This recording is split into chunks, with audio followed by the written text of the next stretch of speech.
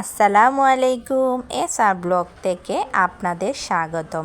আজকে নিয়ে এসেছি ভীষণ মজাদার কলিজা ভুনা। এবং যে আপুরা বলেন কলিজা রান্না করলে কালো হয়ে যায় এবং বিচ্ছির একটা গন্ধ মনে হয়, আপুরা আমার সাথে আমার রেসিপিটা ট্রাই করুন।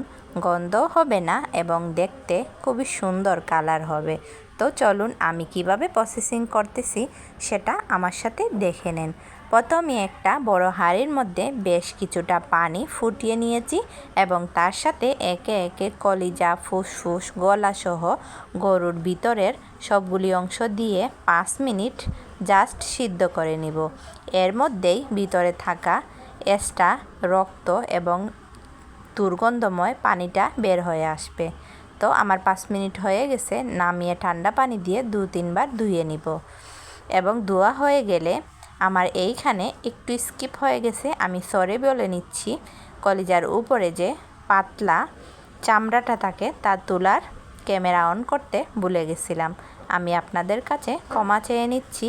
তো আমি চামড়াটাকে তুলে নিয়েছি এবং সাইজ মতো কেটে নিচ্ছি। আর আমার এই সাইজ ভীষণ পছন্দ, বেশি বড় হলেও ভালো লাগে না, আর এরকম সাইজ হলে কামড়ে কামড়ে মুখে খাওয়া যায়। তো আমি পাতলা চামড়াটা দেখিয়ে দিচ্ছি, যেহেতু ক্যামেরা অন করতে পারিনি, আপনাদের দেখাতেও পারিনি। তো এই দেখেন আমার কাটাও হয়ে গেছে, আর পাতলা চামড়াটা টেনে টেনে ফেলে দিছি সবগুলো।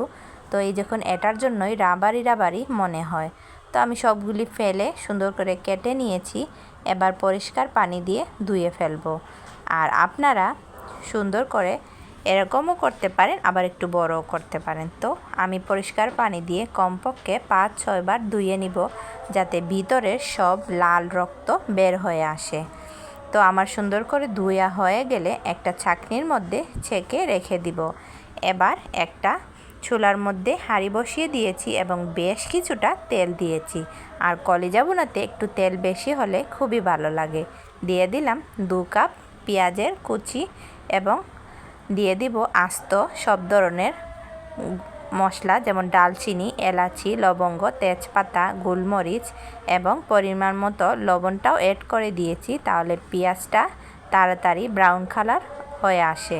তো অ্যাড করে দিলাম 1 কাপ পেঁয়াজের পেস্ট। আর এই পেস্টটা দেওয়াতে কলিজা যেমন গ্রেভিটা অনেক, ঝোলটা অনেক সুন্দর এবং খেতেও দুর্দান্ত হয়।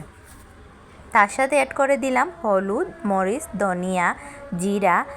আর এটা আপনাদের স্বাদ অনুযায়ী কতটুকু জাল এবং কতটুকু কী খাবেন সেটা আপনাদের স্বাদ অনুযায়ী বা পরিমাণ অনুযায়ী।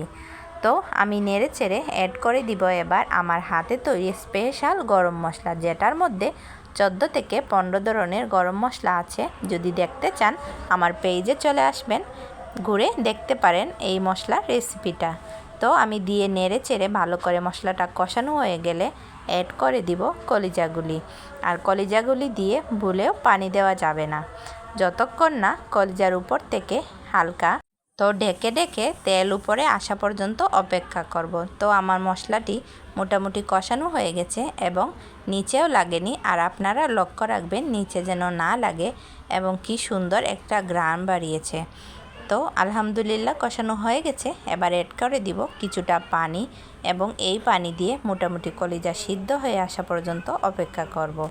তো আপনারা কলিজা যদি এভাবে রান্না করেন তাহলে দেখবেন ভীষণ মজা হবে এবং দেখতেও সেই রকম। তো আমার পানিটা টেনে আসে পর্যন্ত অপেক্ষা করলাম। তো আমি পরে পরিবেশন করে আপনাদের দেখিয়ে দিলাম। দেখুন কি সুন্দর কালার, আলহামদুলিল্লাহ।